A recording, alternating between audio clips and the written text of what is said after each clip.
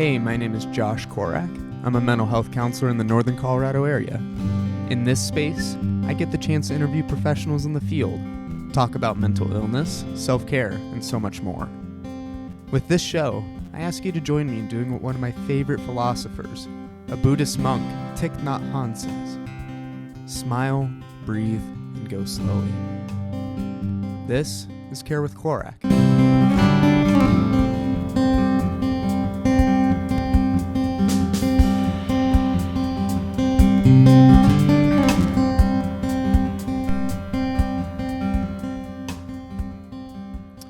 Hey everyone, welcome back to Care with Korak. Hope everyone is well. Today I'm joined by a friend of mine, the wonderful Miss Carol. Is that weird for you to be called that, Carol? My grandma's name is Carol, so when I say Miss Carol, that sounds a little weird to me too, so okay. Anyways, Carol Moorin is a 25-year-old graduate from Indiana University. She graduated in 2019 with a degree from the Media and Business School, majoring in media advertising and marketing, with a concentration in business and sales. She currently runs and operates Dazed Vintage LLC, a vintage clothing brand. She currently lives in New York City, as an account executive at a large clothing brand. In the past, Carol has had experiences with anxiety and depression, was diagnosed with ADHD when she was 12 years old. She hopes her experiences may be able to help at least one person through this episode. In this episode, Carol shares her own experiences with mental health, specifically around the struggles of depression, anxiety, and ADHD, and steps she has taken to grow in these areas. Carol also shares about her passions with fashion. See what I did there? In starting her own vintage clothing store. Thanks again to Carol for being willing and brave and sharing her own personal stories. I really appreciate it, and I know that my listeners will as well. To connect with Carol or to check out her vintage clothing brand, give her a follow and check out her website. Her ats are at Carolyn. Gosh, Carol, I know I asked you what it was. I can't remember if it's Caroline or Carolyn. Please forgive me. It's Carolyn.Moorin and at Dazed Vintage X Carol. Follow me at Josh Korak on TikTok, Instagram, YouTube, all that good jazz for video clips, podcast previews, and more mental health content. If for whatever reason you're in a mental health crisis, please call the new suicide hotline number 988 or go to your nearest emergency room. If you're from Colorado and aren't interested in scheduling a session, please reach out at sojourncounselingco.com/Josh. And as always, all of that can be found in the episode description. All right, quick little intro today. Let's not waste any more time and get into it. This is Care with Korak with Carol Moorin.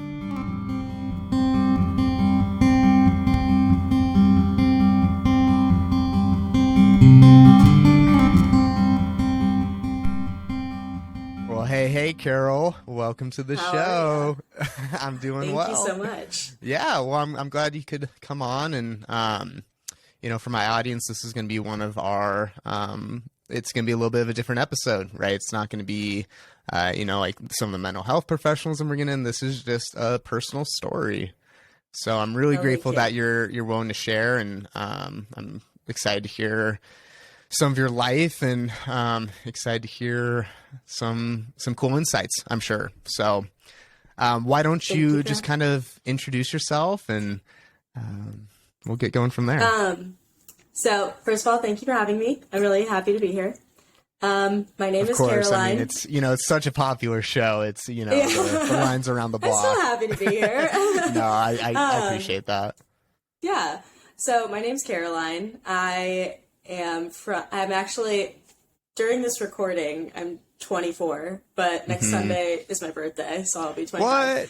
All right. Yeah. Happy early birthday. Thank you. And I'm from Indiana originally, but I live in New York City now. I went to Indiana University. I graduated with a degree in media advertising and business with a concentration, I graduated with a degree in media advertising and marketing with a concentration in business and sales from the media school and the Kelley School of Business. And I am the owner of a vintage brand called Dazed Vintage, and I run it. And he's wearing my sweatshirt right now. Reppin'. Shameless plug. Shameless plug. And I run and operate that completely by myself. And although right now my mom has been helping me because I'm in the process of moving, so she's been like fulfilling my orders that I can't fulfill here. And I also work in New York City as an account executive at a brand. So that's a little bit about me. That's great. No, yeah. I love the sweater. I wear it all the time. Thank you. I appreciate comfy. it. I love seeing people in it, so it makes me very happy. Well, yeah. Could you share a little bit more about the business? Like, so it's called Dazed Vintage, right? It is called Dazed Vintage. Yep. Okay. So the handle is Dazed Vintage X Carol on my Instagram. I also go by Carol, so that's just a little bit of a tidbit, if you will. And so what was I saying? I named it after one of my favorite movies, Dazed and Confused. And I don't know, I've always just like been drawn to that kind of stuff, and the name especially. And yeah. So I started it, gosh, it's been like years in the running though. So I started it officially. I bought the domain and like started the LLC in April of 2021. So we're coming up on a year. Wow. So it's like an actual business. This isn't like just something, this Instagram shop. Like, oh no. This is a business. I get taxed on this, man. Oh, shoot. All right. And I opened it officially in June of 2021, but I've been reselling and doing all of that kind of fun stuff since I was 17 actually. So yeah. So a while now.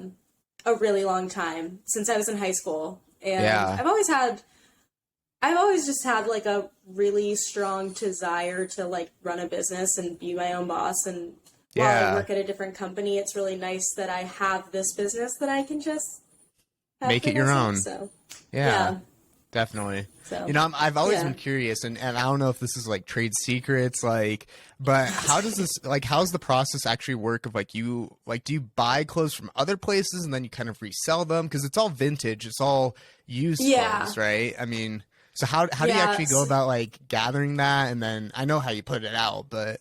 Right. So there's like, there's a hunt essentially of like thrifting and whatnot. The hunt. I can't give away all the secrets, but no, I wouldn't expect you to. Unfortunately, but I have also I've been like a big collector of clothes since I was so little when I started. Honestly, I've just always been obsessed with graphic T-shirts and just clothes in general. I don't know. I'm obsessed with art. I'm a big like painter. It's something I love. I'm such an admirer of it too. And I've always just been drawn to clothes, and in a way, clothes are art. And so, 100%. So it's definitely a hunt, and I've been collecting for a really long time. So it's just been like, I kind of sell off my collection in a lot of ways, which can be sad sometimes, because it's like I've had this piece for years and years, but I would rather it go to a better home that like could appreciate it than me who's just has it folded and being like, I'll wear it eventually, or I'm keeping it because it holds so much sentimental value to me that it could go and hold sentimental value with someone else who will wear it. So no, that's great. Yeah, love the heart behind it. Yeah. Well, cool. Well, go ahead.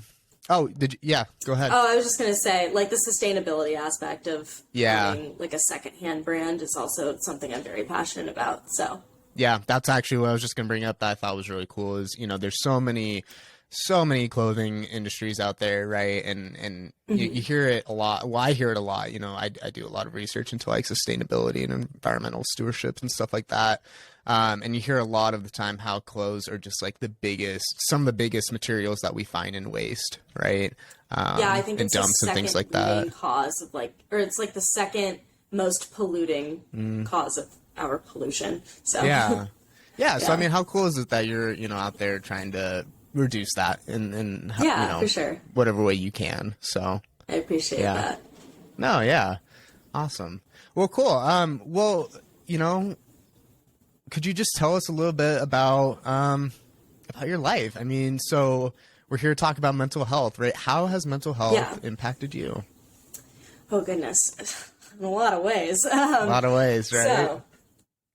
So, let's see here. So I think like one of the biggest things was I was diagnosed with ADHD when I was 12 years old. And I think that for so long, I totally just didn't even, I really discredited what I went through with that, because to me it was like every kid has ADHD. Everyone gets diagnosed with it. Everyone and their mother is on Adderall, like, but I didn't really realize how much it affected me until honestly probably like last 2 years of my life. Which is, you know, for someone that's about to be 25 and you not realizing that this thing you got diagnosed with when you were a kid has how it's affected you when you were. No, that makes, I mean, I can say, you know, as a counselor, it makes sense to me, right? I mean, it's just a long journey of self-awareness, right? Learning how these things affect us, how it impacts our day-to-day life, how it impacts our journey over time. So I'm not, don't beat yourself up. I mean, I'm not surprised to hear that. It's taking you time. Yeah. And so that happened when I was 12, and I used to be like a super rambunctious kid, and I was super happy. And like, not to say I'm not happy now. I mean, I think it's just when you get to be an adult, you aren't just so mindlessly happy all the time. Right. And when you're a kid, you are. And so that happened when I was 12, and then kind of started to get control of it, and I started on some medications and whatnot, and I did Vyvanse for a long time, and that was honestly horrible for me. And Concerta, I've kind of gone through the ringer with ADHD medications. Yeah. And I'm curious, so I just wanted to ask, you know, a medication I've been hearing about more recently. So I don't know if this is maybe, if you were before this kind of started becoming a thing, but I've heard of modafinil being used for ADHD more. Was that ever something you tried? I did not try that one. Okay. I've been on Adderall probably now since I was 16 or 17. And that one has really helped me, which is funny because when I started on medication, my mom was like, "You are not taking Adderall." Like, and I think because it has this connotation of, it has a really negative connotation out of all of them, I feel like. And so then I actually got on it and realized, oh, this is probably like the best one she could have done. So so it was actually helping you.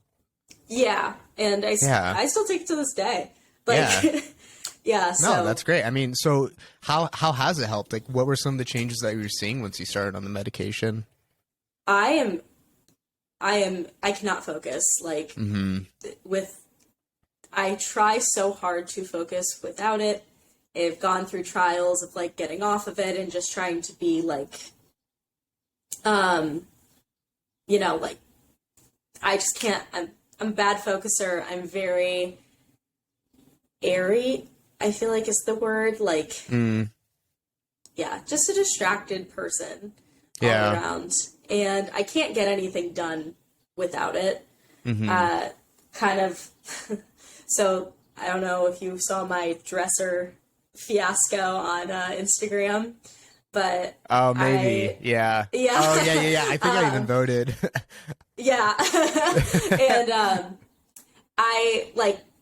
I had to build, for anyone that doesn't know, obviously, because we're just kind of all meeting right now. Right. I just moved to a new apartment. I'm getting furniture. I had to build a dresser, and I was like, oh, this will take me 3 hours, whatever. Right. And, no, it took me so much longer. And like, oh man, because I started the project when I took like Adderall, right? And then it started to wear off, and I was like, it would be so fun to go curl my hair right now. So it's like things like that. And I don't know.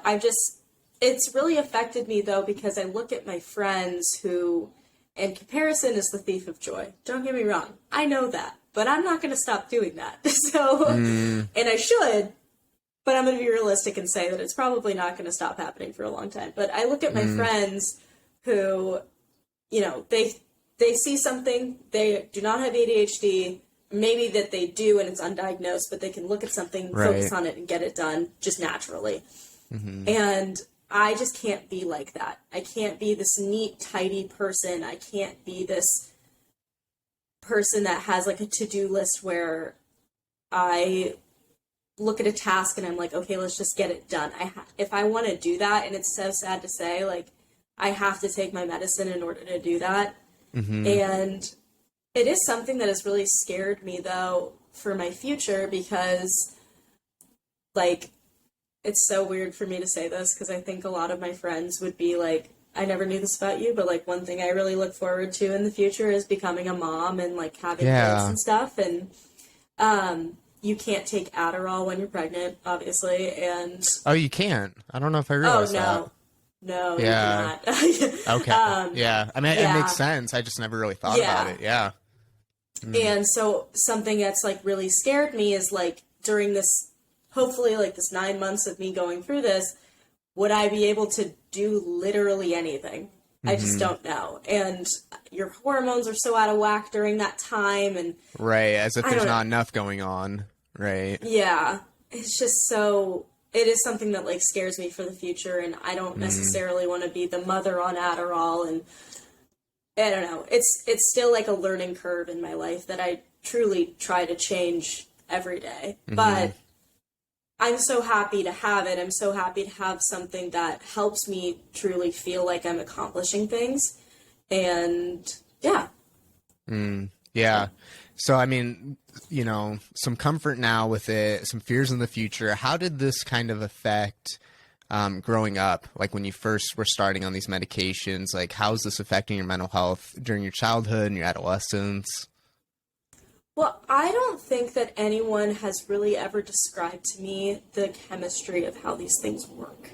And so, I think one of the things was I felt so stupid. I felt like I got diagnosed as, like, an idiot at the time, because my brother is freakishly so smart. And your brother's a lawyer, right? My brother's a lawyer. Like, he is. Yeah. Like, he likes to...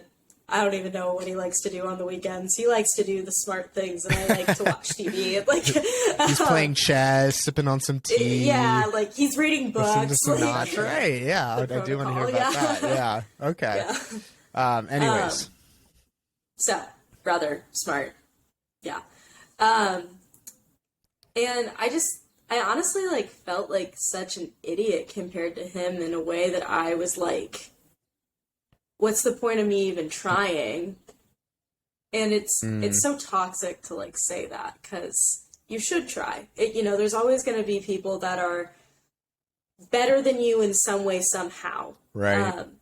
But just because they might be better than you at one thing, doesn't mean that you aren't better than them at another.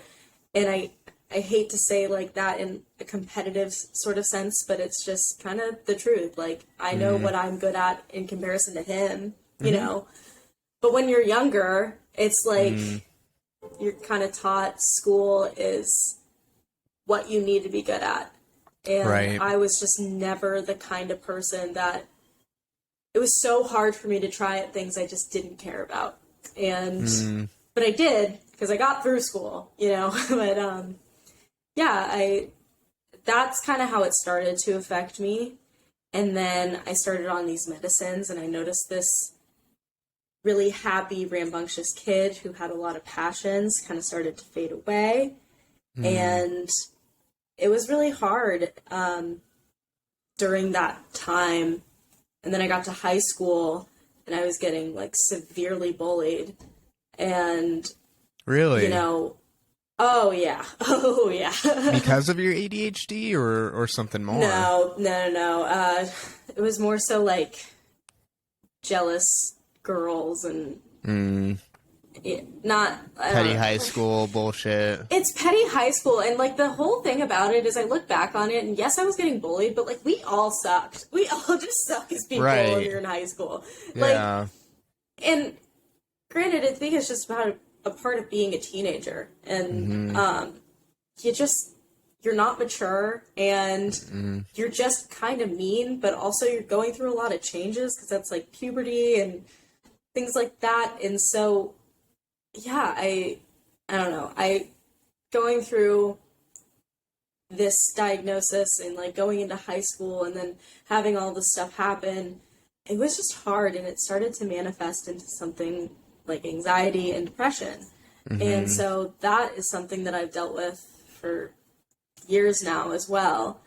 And like my anxiety, I'm a picker. I pick at my skin. And, and so I noticed that that's something that it's like in a way makes me, I'm even doing it right now.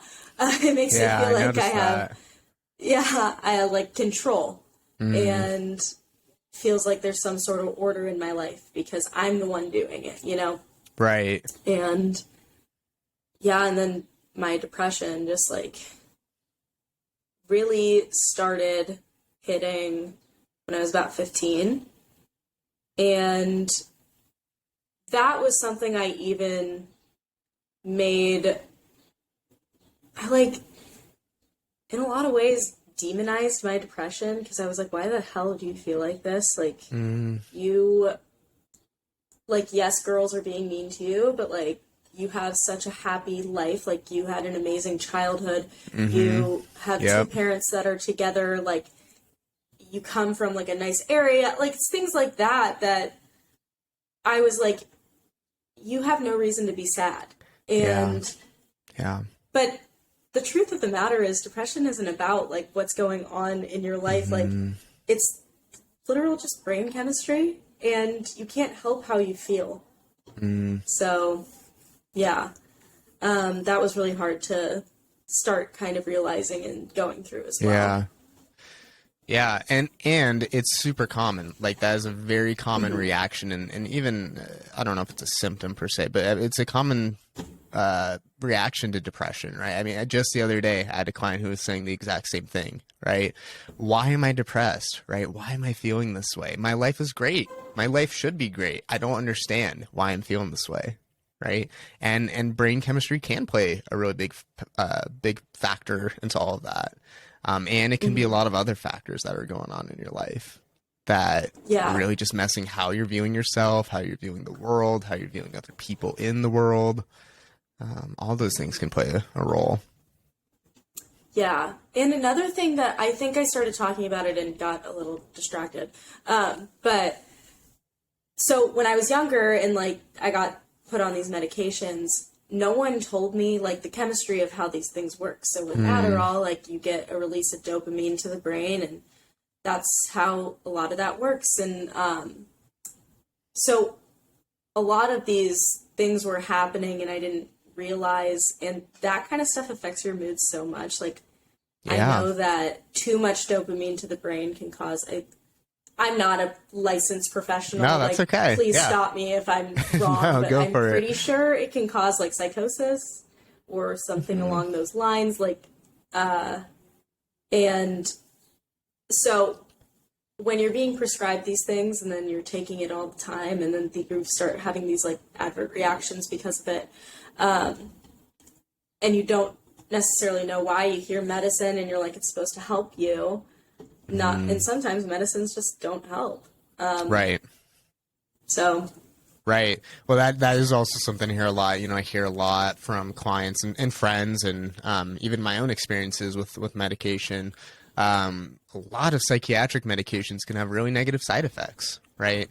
Especially, you know, I hear it a lot with stimulants, things like Adderall or Vyvanse or things like that. So I'm glad you found one that's working for you. Definitely. It's helped. But, so when I started on this, like, going through my depression, I got on some antidepressants for that, and that experience was also just, like, a whirlwind and was awful. And a lot of negative side effects, I'm assuming. Yeah. I Yeah. got on, gosh, I don't even know if I want to say which ones they were, because I know Yeah, that, that's okay. yeah, so many people, like, it might help them. And I think that, Right. yeah. But, Well, like, I there got just needs to on, be a better understanding that each medication is going to affect you differently. So, like, for one person, something like Lamictal or Zoloft is going to work really well, and then for others, that's not that's not going to work well. You're going to have a really bad reaction to it. We're all going to be different, and so that is okay, right? I mean, it sucks when you're trying it out, but there does just need to be more of an understanding that psychiatric medications, we're all going to have different reactions to it. right. So. Yeah. And so, yeah. So, but I think my whole thing with that is, like, while yes, it's so different for everyone, I don't want someone to think that maybe something doesn't work for them because it didn't Right. work for me. And I Yeah. just, don't want to put that out Oh, there. that's fair. Yeah, But definitely. yeah, but I was on one, long story short, and, like, within, like, a week or two, I was, like, having horrible, horrible thoughts, like, suicidal thoughts. I was 16. Yeah. It's like, this is not for me. And I think, like, I kind of got gaslit about that, though, once, because I was talking about it, and they were like, well, he wouldn't have such a horrible reaction that way, like, within a week. It was like, Yes, yes, you would. you That is could. very Like, possible. what do you Yeah. mean? And these were the people prescribing your medication. That person was not, Oh, okay. but I was just kind of like, Okay, "You're so not it's a just somebody doctor?" with, Like, yeah, okay, somebody who just Yeah. doesn't have an understanding of how these medications Right. can affect us, Yeah. which it definitely can, unfortunately, can definitely have those severe side effects. Yeah. So, but I got off of it for a little bit, and then I unfortunately had to go back on it, or, like, a new one, in, like, 2020. But I actually stopped taking that one in October, and I've been off of them for a little bit, but I've kind of, like, started to feel like I need them again, which sucks, but also, like, I know that they're only supposed to be beneficial, and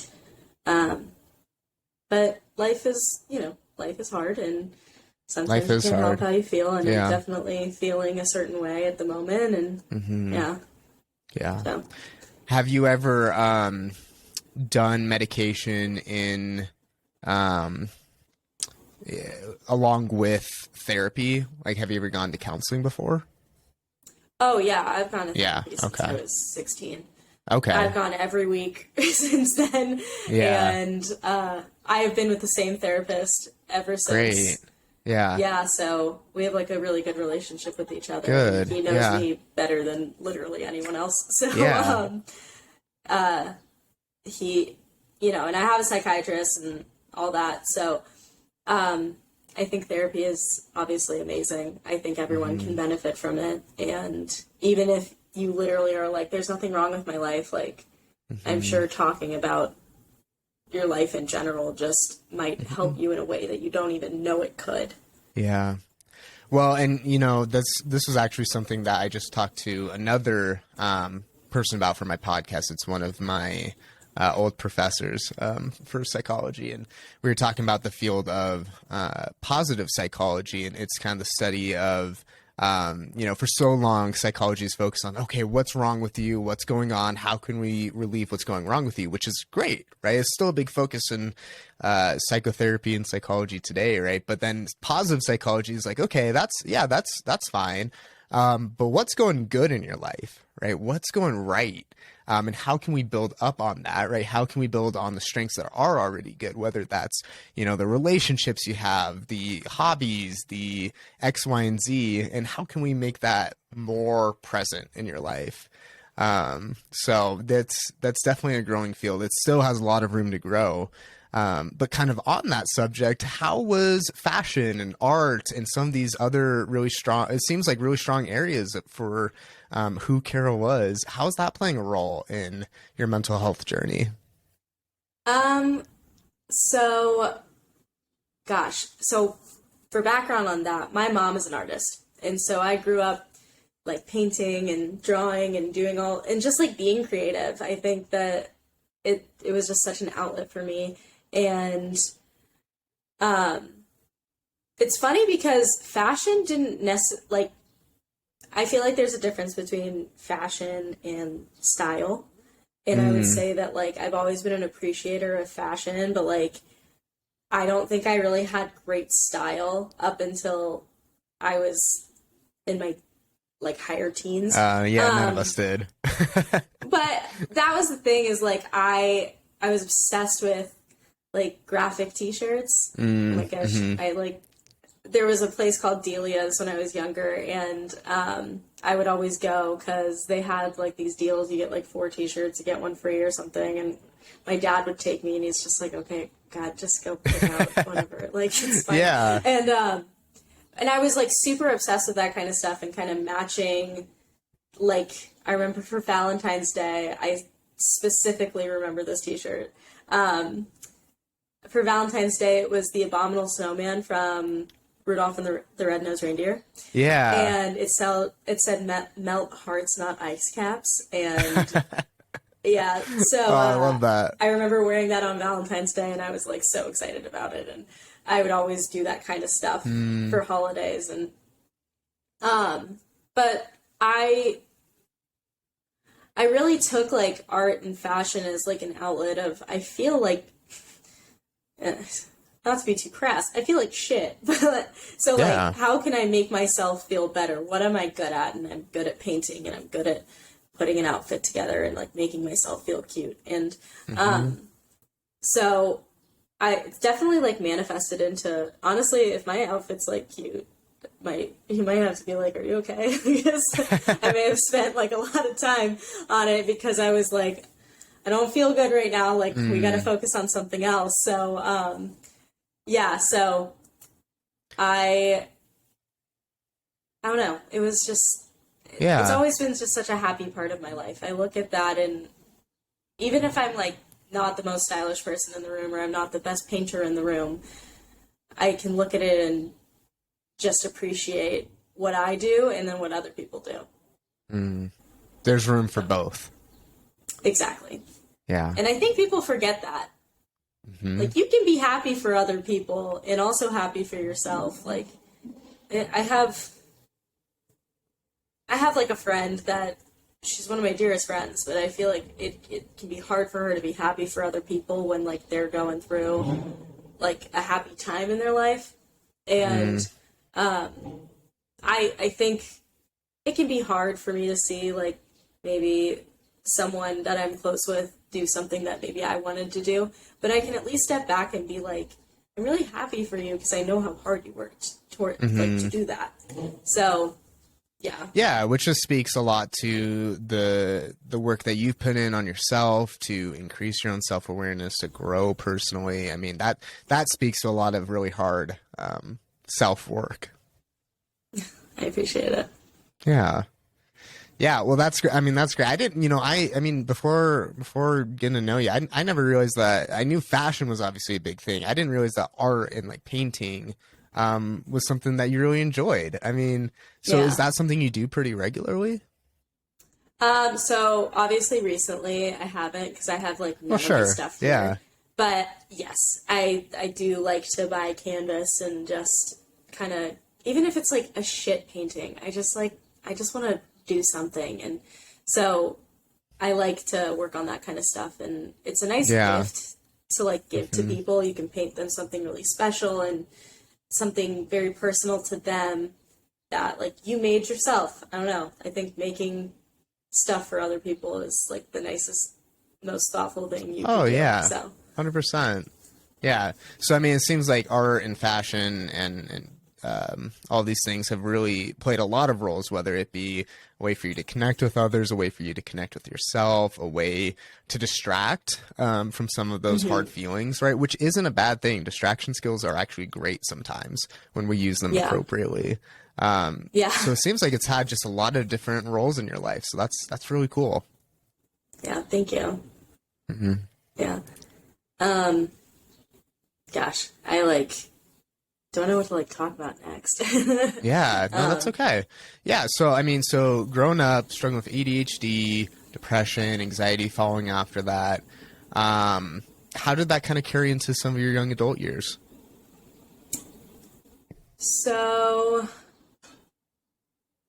I would say I was like a very insecure kid. I think, or not kid, teenager. I was very much like I said, I was like getting bullied in school, and then I was like going through ADHD and depression, anxiety, all this stuff, and it was just like a lot to bear. And I kind of was just like, why doesn't anyone like me? You know, like, and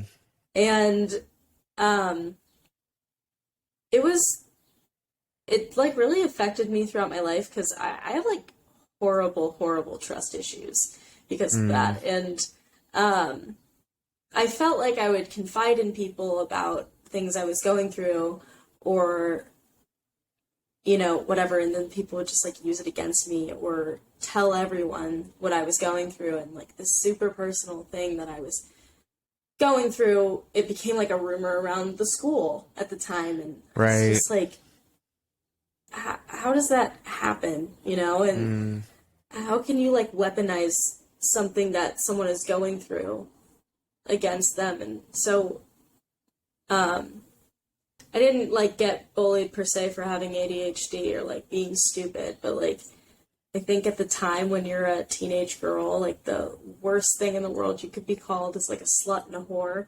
And Yeah. that was something that happened to me in high school a lot. Like there would be, specifically, I remember this one girl who like just had it out for me, and I don't really know why to this day.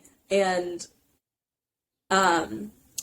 she would spread all these rumors about me like getting with guys, and you know, at the time I was like 15, 16, like I hadn't even like kissed a boy yet, and like I was just trying to vibe through high school, you know. You're just trying to survive. Literally, yeah. And so, and I felt like every day when I came back, or every Monday when I came back from the weekend, there would be like a new rumor about who I hooked up with that weekend or something, and I didn't. But it's like all these people are believing one person and don't even hear you out, and then you start, like, I kind of was at this point just kind of desperate for friends. I didn't have a friend group in high school, and I had, like, to this day, I have two amazing best friends from high school that I mean, one of them is a childhood friend, but my best friend Tim and my best friend Ayana, that I knew that I could rely on in high school and like to this day still. Great. But when you don't have a set group, I think that you start to take anyone that's willing to hang out with you as a friend. And so, like, I became friends with, like, one girl, and I look back on that relationship, and it was probably one of the more toxic relationships in my life, and she would, you know, she was definitely one of those people that would use what I confided in her about against me. Yeah. And so in high school, I was just kind of like, does it ever get better? Like, do I get to ever have friends or, you know, people who actually care about me? And then I got to college, and I made some of, like, obviously to this day are some of my best friends in the entire world, and I feel so lucky, and I wish that I could tell my 16-year-old self who was struggling during that time, you know, you're going to have amazing relationships with people. It's just going to be a little bit, and, you know, to just keep going. Because at that point, too, like, I was super suicidal because I didn't ever think I was going to have relationships with people. I didn't trust anyone. Like, it was hard. And, you know, like, you're a kid, and all you want is acceptance. And as you get older, you're fine without it. But at that time, I just wanted acceptance from people, and I just wasn't getting it, and it made me feel horrible. Yeah. So, how does that kind of affect you now that you're an adult? Like, how does that affect your relationships now? So, I'm definitely, like, I'm friends with anyone that wants to be friends. Mm-hmm. I never want anyone to feel as horrible as I did during those years. Yeah. And, I I just like try to nurture my relationships as best as I can and make sure that my friends feel like they're being heard. And, I think even it's like kind of affected my romantic relationships in a lot of ways. Mm-hmm. And I mean, my romantic relationships have also just been affected by having horrible romantic relationships. But I just like, I'll be friends with anyone, but I'm also someone who can't just trust someone right off the bat. Mm-hmm. And that can be really hard because I feel like when I give myself to someone, whether it's a friendship or like romantic relationship, and then like I feel a little bit betrayed. Yeah. I feel stupid because I'm like, you did so well at you did so well at like keeping your guard up, and Right. It can just like, it can affect you, but I'm also kind of like easy to forgive. I'm just not that easy to forget what happened. Yeah. So. Yeah.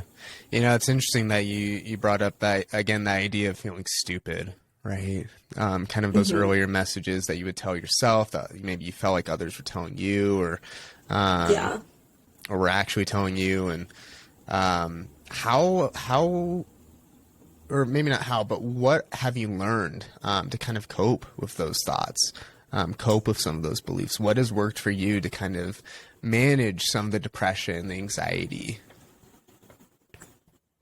That no matter what, your feelings are valid.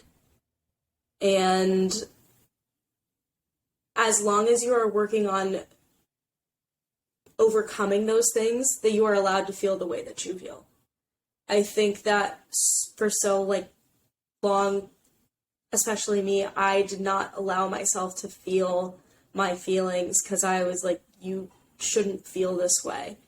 And I even had a boyfriend in college who told me, he was just kind of the worst, to be honest. But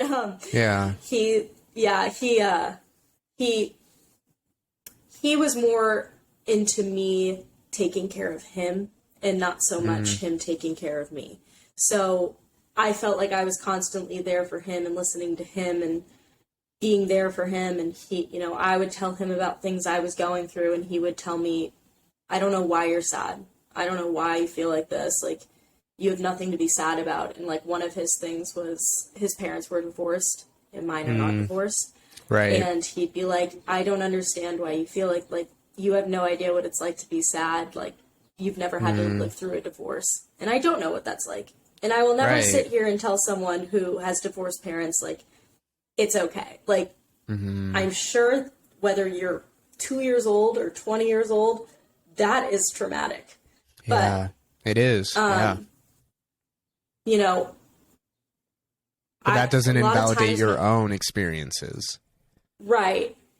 Like, I just think also, like, it's so shitty of someone to say that to you because, like, let's say that, let's talk about, like, a hypothetical person, and, like, their child gets cancer or something. Are they not allowed to, like, be upset about that because their parents are not divorced, so, like, that's fine? It's just, like, that was always his argument. It'd be something completely random that I was going through, and he'd be like, he'd pull it back to, like, his parents' divorce and why he's okay to feel the way that he does and that, like, I shouldn't feel this way. It just was like, you suck. Yeah. And it's so ignorant. Like, but... Well, yeah, I mean, that really speaks to, just some unhealthy relationship patterns on his end. I see this a lot when I'm working with victims and survivors of DV, domestic violence, right? And so we see a lot that the kind of underlying drive with domestic violence is power and control, right? To try and either gain it or maintain it in relationships. And one way they do that is through minimizing, blaming, denying, right? Which is sounding kind of similar to your own story. And Oh yeah. Yeah. But a lot of times when I'm going through what I'm going through, and I'm like, why do you feel this way? Why do you, I hear his voice in my head still. We've been broken up for, gosh, like 4 years almost, and I still hear his voice being like, you have no reason to feel this way. And I think I like have to be like, you are allowed to feel this way. It doesn't matter what nice thing. It's nice to look at the nice things that are happening in your life and be like, this is really nice, but if you feel a certain way, you can't help how you feel. Like, so let's get through it. Right. Yeah. So. It almost sounds a little bit like positive self-affirmations, right? I am capable, right? I am deserving of love. I am intelligent. I'm not stupid, right? Yeah. Do you ever do things like that? I've tried a lot. Yeah. But it's really hard for me to like sit there and tell myself like you're deserving of, and I know that I am. I think, but internally, like, I don't know. I think another thing that I really struggle with is like I have this idea that I'm hard to love, and I shouldn't feel that way. Like I know that I shouldn't because I have so many great relationships of people who clearly love me and like right. But I think like I don't know. I've sometimes I just have this idea that like I'm just a lot to love, and that maybe my relationships with people who like love me more so just feel bad for me, and that's why they love me. And I know that that's probably like something from when I was a kid. Like I have amazing parents. Don't get me wrong. Like I love them so much. But there was obviously things from my childhood that I feel like maybe could have been done like ever so slightly better, just because. Oh, of course. Every parent can improve in some way somehow. Like every parent fucks up, like and I think like my dad is so loving and he really is amazing, but his approach is very harsh. And I think that sometimes I would like go through these things and it was like my parents didn't want to like deal with it. And like then I'm like, is that like a reflection of how hard it is to love me? I don't know. Yeah. Like, and so I think that's just translated to my friendships and like romantic relationships. I know in like my last relationship I'd be like, do you still love me? And he's like, yes. Like, okay, I'm just making sure because like you were breathing weird today, and I didn't know if it was because of me. Like, right. Well, it really just shows how influential those early childhood experiences we have are, right? Especially with parents. You know, it definitely can be this and both, right? Both and rather than either or. Of I love my parents. My parents are great, and they fucked up sometimes. Right? Yeah. And that's just a reality, right? We can't expect perfection, and there's room to be upset about that, and there's room to recognize the stress and the possible trauma and all of those experiences that we've had do influence us, right? They do impact our future self and relationships, and it requires that self-work that you have been doing to manage and process and further reflect on. So, I appreciate your vulnerability. I appreciate the fact that you're not trying to pretend that you have it all together, right? That we're all works in progress and that we're all going to continue to be on this mental health journey. Like this is a lifelong journey of managing depression and managing anxiety and managing the stress that comes with life. And it's hard because you want to sit there and know that it gets better, but then you look at people who are older than you who are still struggling in a lot of ways. Like, I have like a very close family friend who she's like in her 60s now and she's still struggling with depression and like can't seem to like really ever feel better. And I'm like, I love her so much and I admire her in so many ways, but I think I just look at that and I'm like, I don't want to feel like that when I'm in my 60s. I want to like, I thought like what was so nice about life is that you eventually feel better. You eventually know how to handle things, and sometimes it just doesn't happen, and so it's worrisome. For some people, right? And as my therapist says, it can get better. It can be better. It can. Yeah. I think I was talking about this with my therapist the other day, but maybe life isn't necessarily about things getting better. Maybe it's just like a process of, maybe life is just the grieving process personified. And when I say that, I mean like, I feel like you're constantly grieving things. Like personally, like right now I broke up with someone in the fall, and I'm still like grieving that in a lot of ways. And, I'm still, or like even with my, my grandmother died when I was 11, and that's something I still grieve to this day. I think that you're constantly grieving, and so you go through these horrible emotions just because life is a grieving process. If that makes sense. I tried to explain that as best as I can, but yeah. Yeah. No, I think I'm tracking with you. I guess my question would be, can there be joy through the grief? Can we find happiness in the grief? And I think that's acceptance, because that's part of like the process, right? Is accepting what has happened and kind of going forward. But I've, like with my grandmother, I accept that she passed away and that she's, not coming back, and I still love her. But some days I'm like, it's okay. And I can be happy because I like had this time with my grandmother, and I am living a life that I hope she's proud of and hope she can like look at me and be proud of. But I think also like I still cry about it. Just like it's been 14 years and I still get emotional over it. So like, and you're not the only one. I think that, right. You're not. I have very, very similar experiences with my grandfather, right? Yeah. So it's part of the human experience, right? Yeah.